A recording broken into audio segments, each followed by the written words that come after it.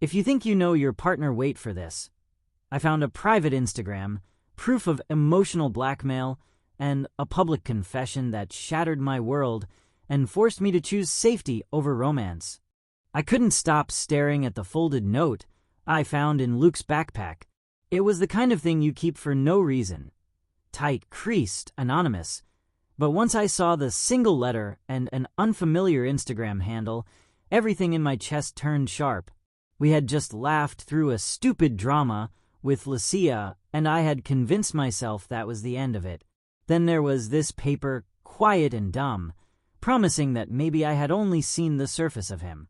I remember arriving in Canada like a new chapter one hadn't asked for. I was 14, half confused by English and full of the kinds of small hopes a kid moves countries with. My mother brought us for work.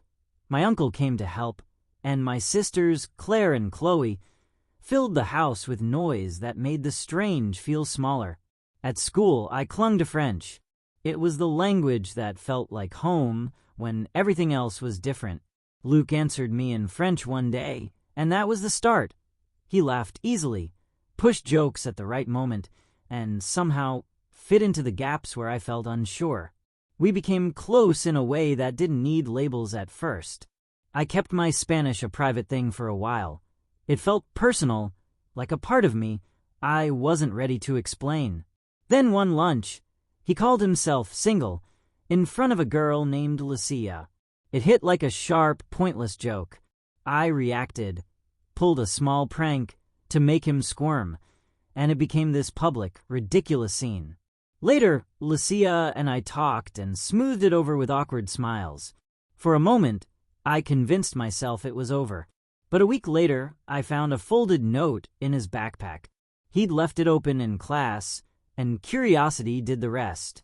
The paper had a single initial, S, and an Instagram handle I didn't know. I slipped the note into my pocket and walked home pretending not to notice the weight of it. I didn't open the handle. I kept the paper folded like a question I wasn't ready to answer.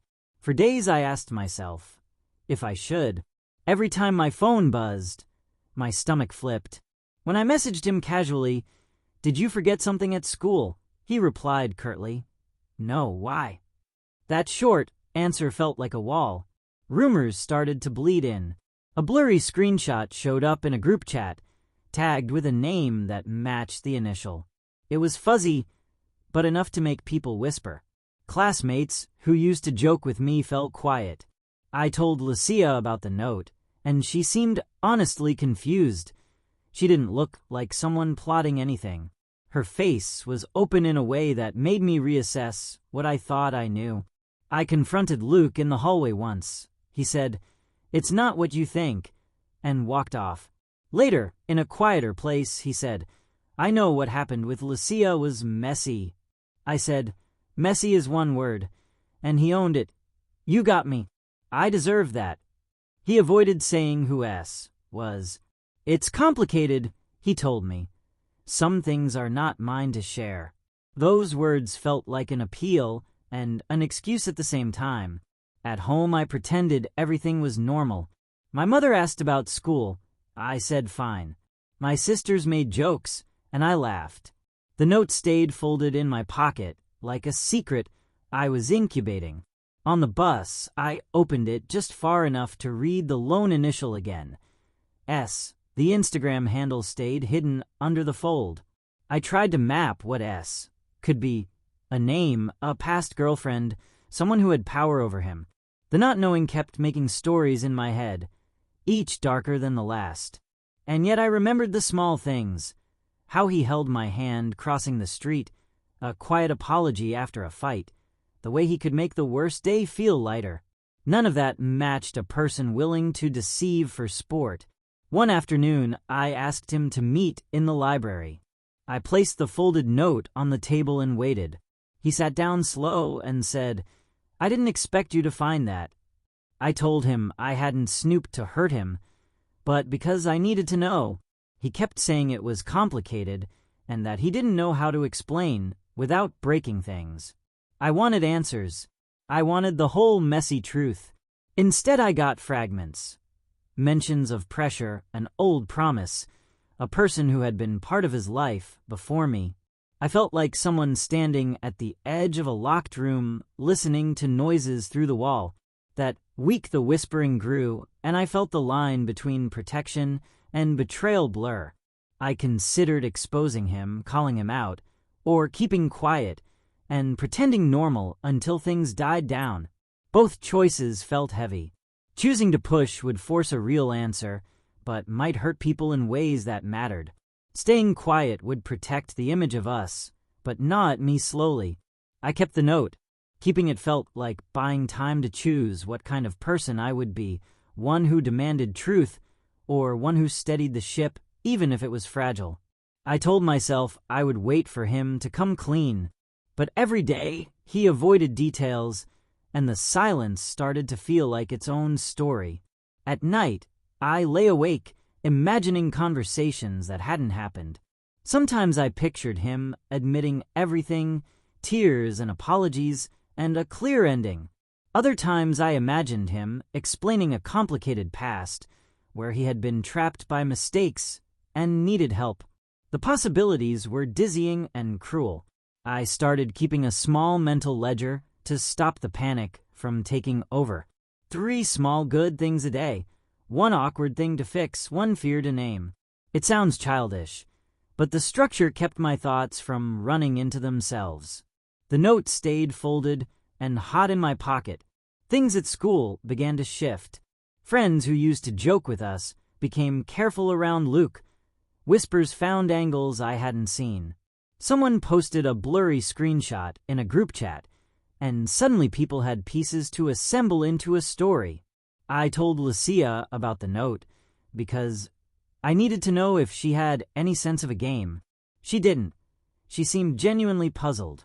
Her surprise made me less sure of my own assumptions. I thought a lot about why he might hide things. Maybe it was shame.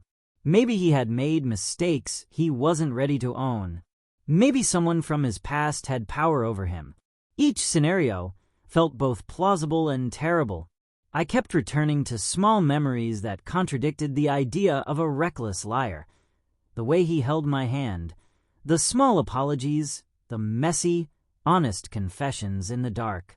Those memories didn't fit neatly with the idea of someone who would gaslight people for sport.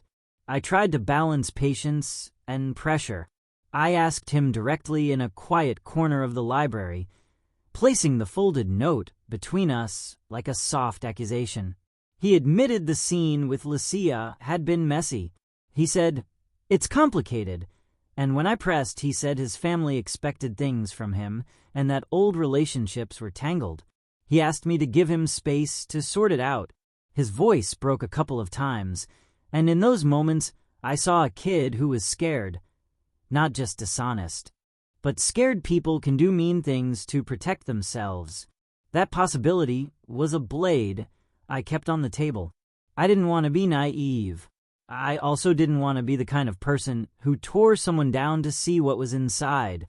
So I chose a middle road, to give him time, while keeping my eyes open for how he responded to the chance to be honest. At home, Claire and Chloe kept me anchored. Claire's blunt, loud commentary forced me to laugh at things that otherwise tightened my chest. Chloe's small rituals, making me tea, leaving fuzzy notes, were reminders that life outside school still existed. My mother asked if I was sleeping, and I lied smoothly, telling her everything felt impossible. Some truths I realized I wanted to handle myself. I watched Luke from a distance, noting patterns. He would answer calls and step outside. He would laugh with people I didn't know. He would sometimes glance at me with an expression that was apology without words. I measured these moments like a scientist, taking data. The note in my pocket was the hypothesis. There were nights I imagined dramatic endings. A confession, a fight, a tearful cleanup of misunderstandings. There were nights I imagined quieter resolutions, therapy, apologies, slow rebuilding. Both possibilities felt like futures I could accept in different ways. In the end, I decided the test of his character wasn't whether he had made a mistake, but how he reacted when given a chance to be truthful. If he used my patience to hide more, then I would have my answer. If he used it to come clean and seek help, then maybe there would be a way forward. I wanted to be fair, even if fairness felt expensive. I am still holding it. I am still waiting to see if the next chapter is a confession that clears the air or a truth that changes everything. For now, I keep living the small routines, the quiet acts that make me feel steady. Washing dishes, doing homework, answering my sister's endless questions.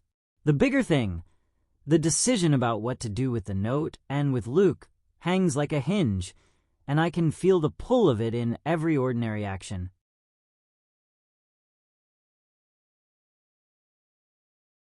A week ago, I found a folded note in Luke's backpack with the initial S and an unfamiliar Instagram handle. We had that awkward lunch scene, him saying he was single when we were actually together, and I made him squirm with a small prank.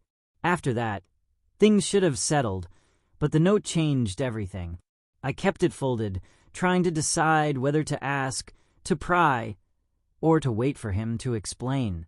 I chose to wait for a while, but waiting felt like choosing nothing. I couldn't stop looking at the note. I carried it to class, to the cafeteria, and once I slipped it beneath my math book during a test just to feel it exist. It was small, ordinary paper that suddenly carried the weight of a secret. The whole week felt like walking in a glass house. Any sudden move could make shards fall. I asked casually if he'd left anything. My thumb hovered over the send key longer than it should have. He replied curtly that nothing was missing. That short reply tightened the space between us. I kept ordinary things around me. Homework, my sister's routines, Claire's blunt comments, to avoid turning every thought into suspicion. Chloe left a messy "be brave" note on the fridge that made me laugh when nothing else could. Still, the rumor machine at school started to move. Someone posted a blurred screenshot in a group chat with the initial S circled and a caption that invited speculation. Comments multiplied like sparks, and my phone buzzed until I had to silence notifications. I texted Lucia because I needed 2 facts. Was she part of this? And could she be trusted to tell me what she knew? She asked what screenshot I meant, and when I explained, she paused and said she didn't know. Her voice over text didn't read defensive. It sounded puzzled and a little embarrassed. She told me she had believed Luke when he said he was single. That admission made everything messy, in a human way. She wasn't plotting. She was someone who'd been misled and felt awkward about it. I asked Luke to meet after class. The lockers area felt too public for a talk, but it was the only place we could guarantee a moment. He arrived tense, hands shoved into pockets, eyes that tried to avoid mine. I asked him point blank what S stood for. He said it was complicated and asked not to talk there. I told him to tell me somewhere more private and that I needed the truth. He told me he didn't want to drag me into messy past things and that he had reasons to be ashamed. That was the first time I sensed fear more than simple secrecy. Rumors did not wait for my judgment. A blurry photo showed up of Luke at a cafe with someone whose face was turned away. The caption suggested history. People started whispering behind palms and sharing screenshots in private messages. The public pressure made everything feel louder. I could have posted the folded note or demanded he explain in front of everyone, but I thought of the possible damage. If this was a case of someone manipulating him, public exposure would punish the wrong person. So I started to collect evidence quietly. I checked profiles, noticed comments in Spanish that hinted at a past, and paid attention to his reactions when certain names came up. I noticed small patterns. He would get a little stiff when his phone buzzed, then smile sheepishly later, or step outside after a call, and return with a face that seemed both relieved and tired. Those microgestures became part of a map I carried in my head.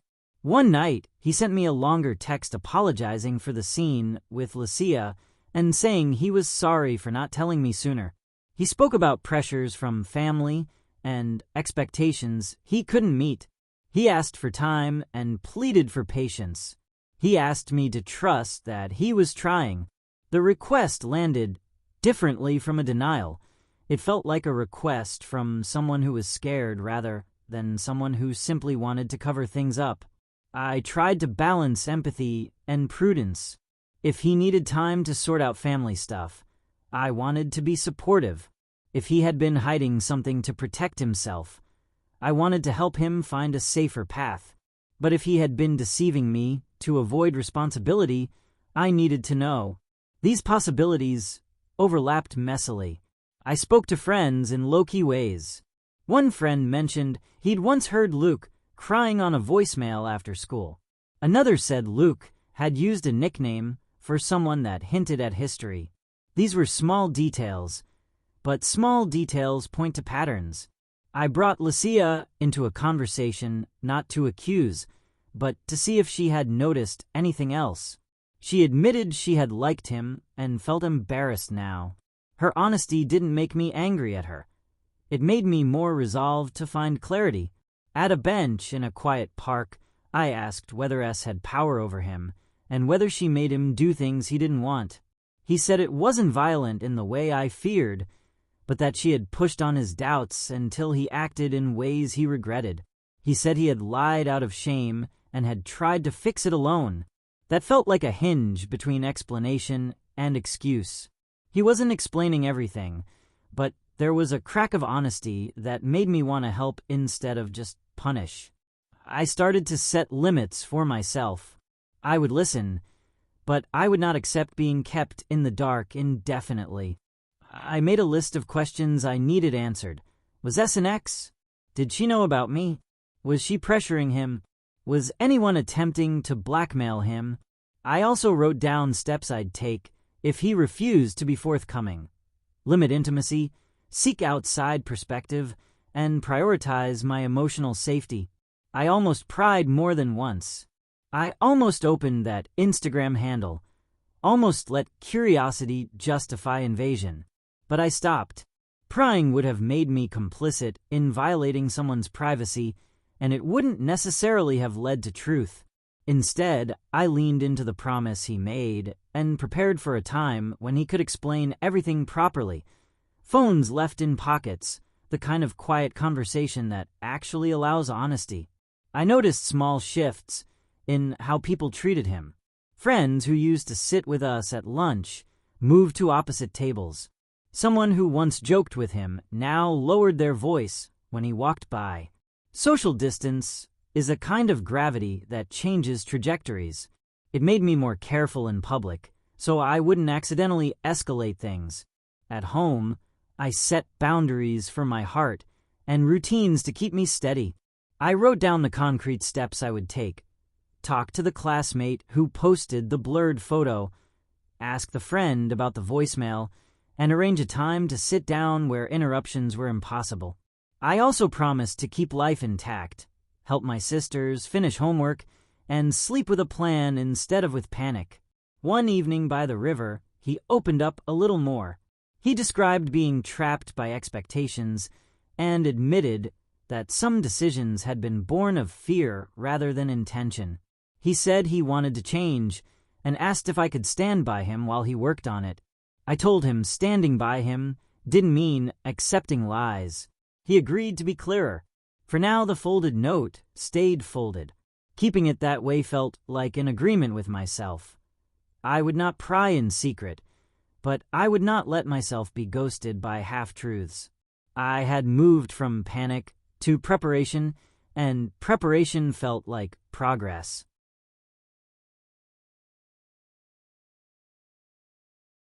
A week earlier, I found a folded note with an initial and an Instagram handle in Luke's backpack after that awkward lunch scene.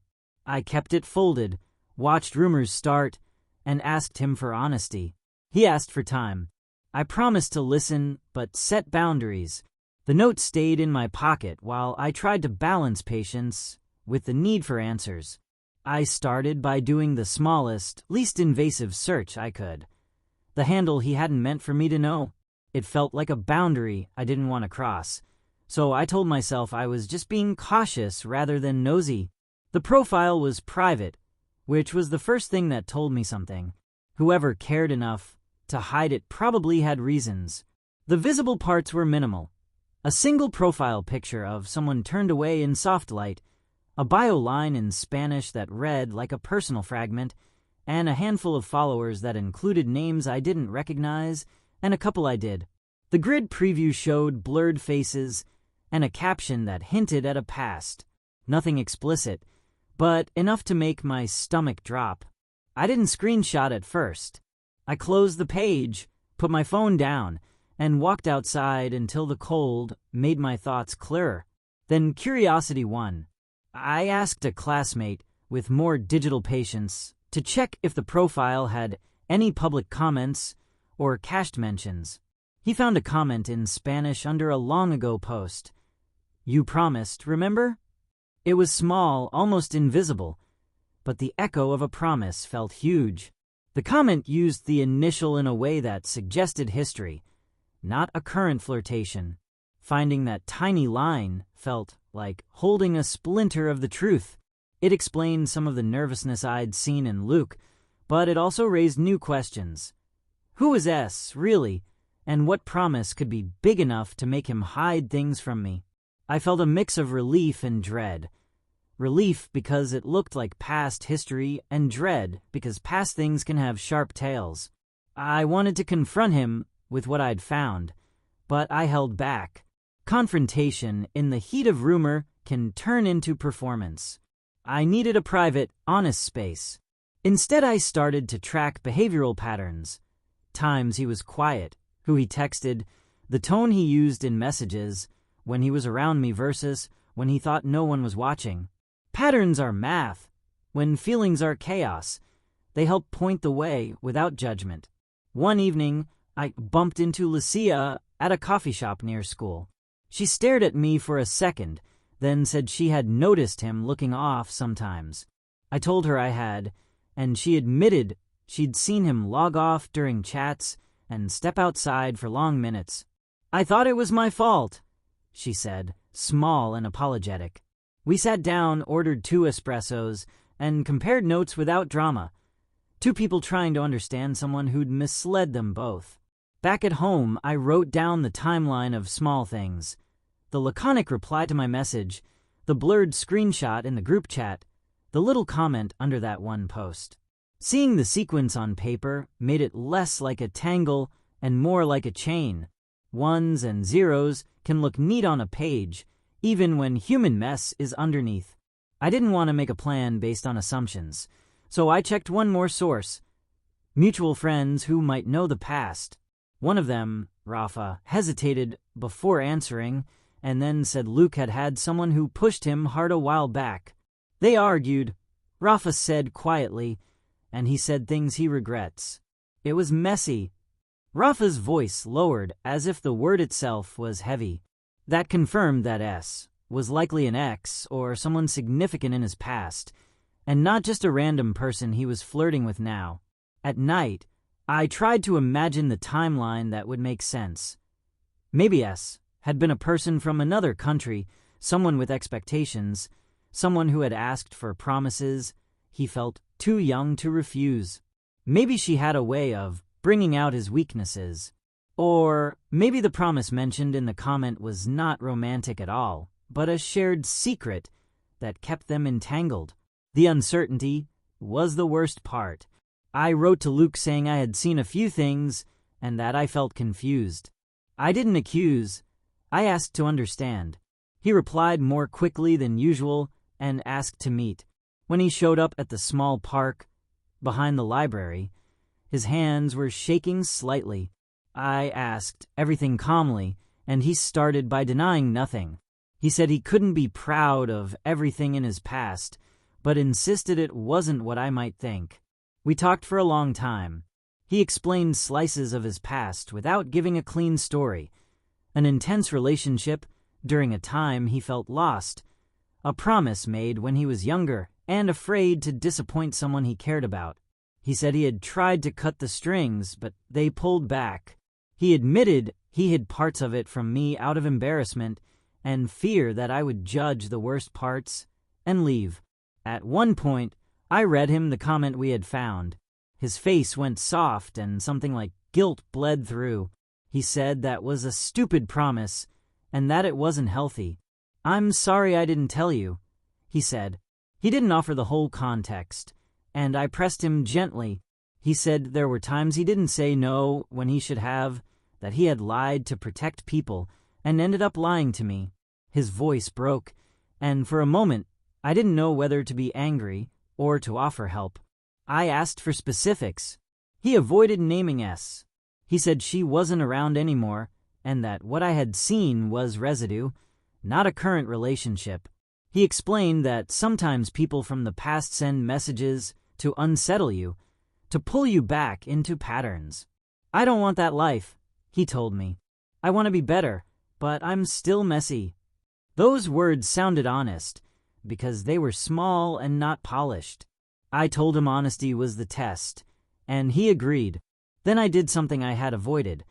I asked him to show me what proof he had that the connection wasn't active.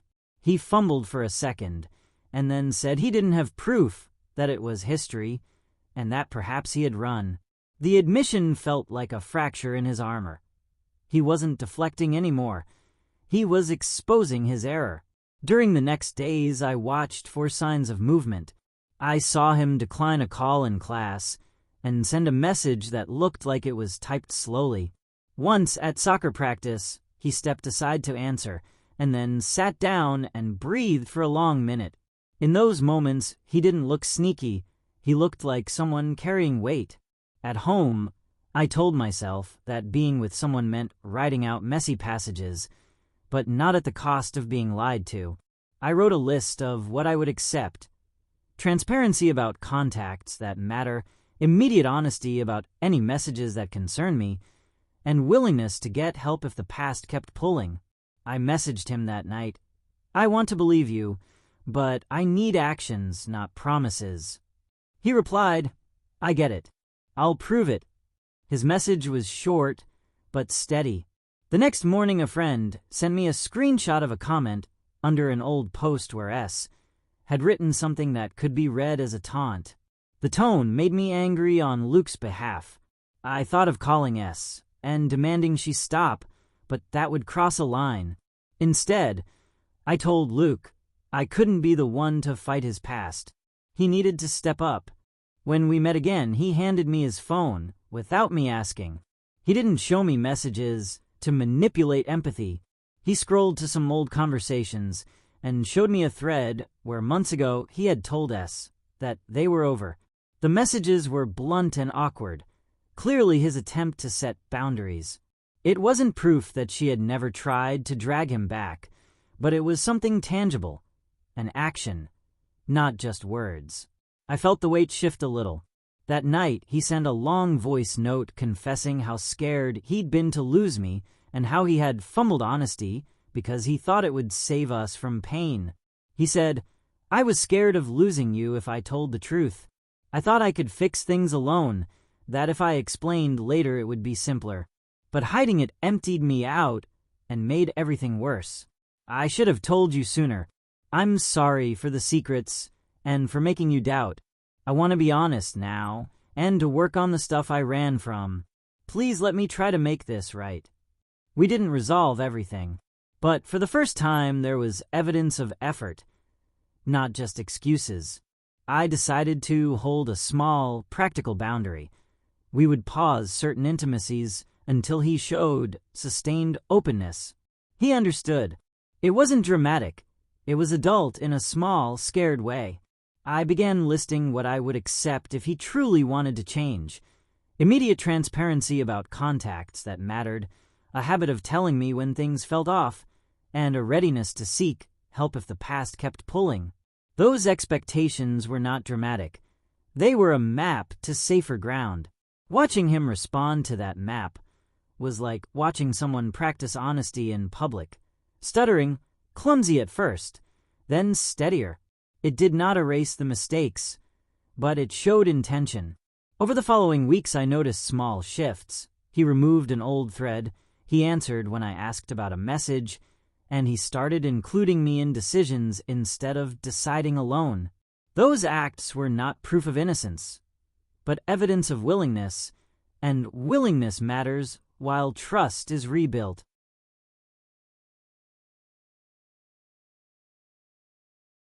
A week after finding the folded note with the initial S and an unknown Instagram handle in Luke's backpack, rumors swirled, and I asked him for honesty. He asked for time. I kept boundaries and watched small changes, deleted threads, slower reactions, short apologies, while waiting to see if his actions matched his words. The day it all came out began ordinary. We were at a small get-together after school with a handful of friends, the kind of night where you think nobody notices you, and then someone mentions your name, and the room tilts. I had been planning to keep my promise to myself. Patience coupled with a requirement of truth. I had decided earlier that public pressure wasn't mine to wield, but I had also resolved not to be walked over. Luke and I arrived together, careful with our steps. The group was noisy and familiar, the kind where jokes land easily and old habits show themselves. At some point someone brought up drama from the week, and a friend, half joking and half cruel, asked Luke in front of a few people, "So, who exactly is S?" The question was careless, but it landed like a stone. Luke was silent for an instant. Then he did something I hadn't expected. He stood up and said, "Fine, I'll say it." His voice carried in a way that made people quiet down. He explained that S had been part of his life before me and that he had made mistakes. He said he'd lied out of fear and shame and that he had let her push him into promises that made him feel trapped. He admitted that for a while he had been avoiding the truth because he was scared of losing people and because he felt too ashamed to talk about what had happened. He said that sometimes she would message him in a way that pulled him back, that she would threaten to reveal things unless he complied with demands. He called it manipulation and said he had tried to cut ties but that it had taken time and effort to do so. What surprised me was that he didn't frame it as an excuse. He said plainly, "I should have told you. I thought I could handle it alone. It was selfish." His voice broke a little, and he looked at me directly. He explained that he had been blackmailed emotionally. S would threaten to make things public, to make his mistakes bigger, and he had been too afraid to refuse. He showed the group some messages on his phone as proof, screenshots that were messy and partial, but that contained threats and pleas that made the situation look less like casual deceit and more like pressure from someone who knew how to pull strings. Seeing the messages in front of everyone was a strange, clarifying moment. The evidence wasn't perfect, but it was enough to change the shape of the story from simple betrayal to something more complicated. People murmured. Some of our friends looked surprised, others looked uncomfortable, and a couple of voices that had been quick to judge grew quiet. Luke didn't ask for pity. He asked for accountability and for a chance to make things right. After he spoke, I felt a mix of relief and sorrow. Relief because the whisper of S became a name I could place within his past. Sorrow because manipulation leaves scars, and because people sometimes hide pain in ways that hurt others. I felt tired of the rumor mill and grateful that some context had come out. I didn't feel like applauding him. I felt like someone who had been handed an explanation and now had to decide what to do with it.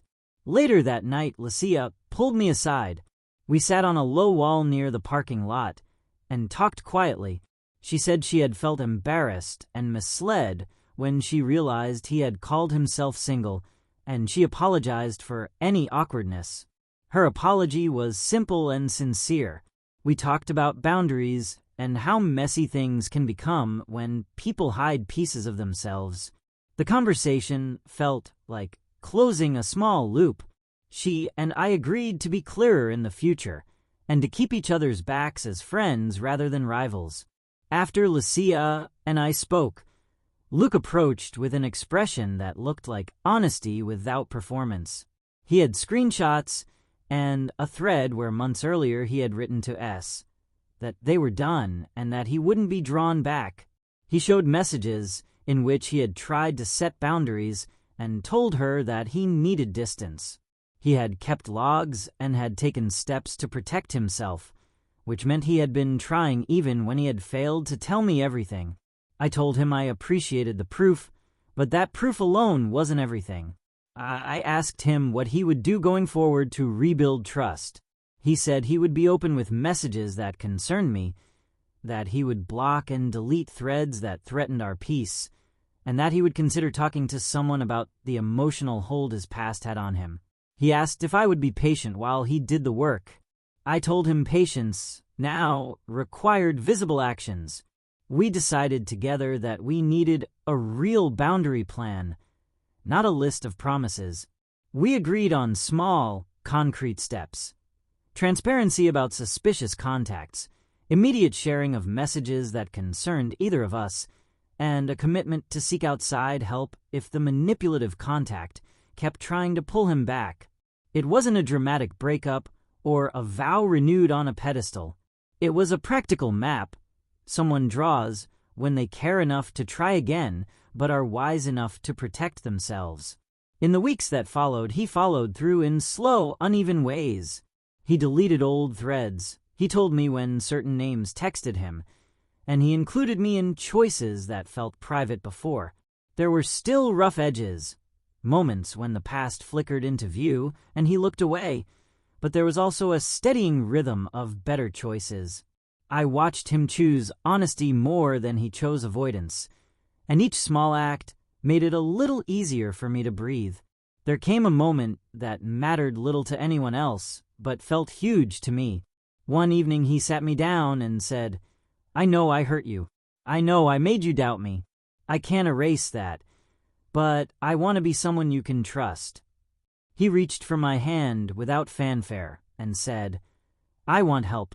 Will you let me ask for it?" I said yes, because wanting help is a first step, and because patience is meaningful when paired with action. Eventually we met with a counselor at school, someone neutral who helped him unpack the pattern of being coerced into silence. He learned tools to say no and to set clearer boundaries.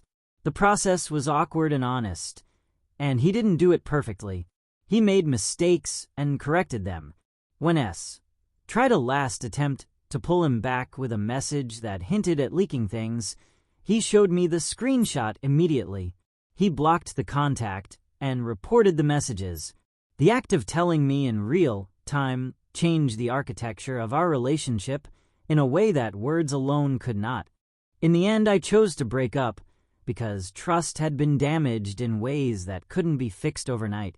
It was a painful decision because I loved him and because I saw his efforts, but I also had to protect my emotional well-being. I told him that I could not be in a relationship where half the reality was hidden from me, even if the hidden half was messy and coerced. He understood. He cried, and I cried too, but there was also a clarity that felt like air. We agreed on terms of distance that weren't punitive. We both needed space to heal. I told him I'd be open to seeing changes over time, and that if he wanted to work on himself fully, we could revisit the possibility of rebuilding trust in the future. He accepted this without bargaining. Months later, I found myself thinking about the whole arc from a calmer place. I had stayed close to my sisters, focused on schoolwork, and kept friends who grounded me. Luke had taken real steps: therapy, transparency, and an ongoing commitment to break patterns. We ran into each other occasionally at school, and we were civil, and sometimes we shared small updates about progress without pushing for anything more. Lucia and I had become genuine friends, and sometimes laughed about how ridiculous the rumor felt in hindsight. The lesson that stuck with me wasn't about villains or heroes. It was about boundaries, accountability, and the slow work of rebuilding trust. I learned that secrets can cut deep, and that confession without consequence is not repair. I learned that offering someone a path to change is generous, but that generosity must protect the giver. I learned to name what I needed and to insist on it. I also learned that wanting to help someone does not mean sacrificing your own safety. I also learned to be patient with myself. During messes I did not cause. Healing is not a straight line, and progress often looks like 2 steps forward and 1 step back. Some days I stumbled and had to rest. Other days I surprised myself with quiet strength. Surrounding myself with people who respected my limits made a bigger difference than any quick vindication. In quiet moments, I understood that choosing peace is a daily practice, and that was enough. If you enjoyed this story, don't forget to like, subscribe, share, and comment. Thanks for your attention.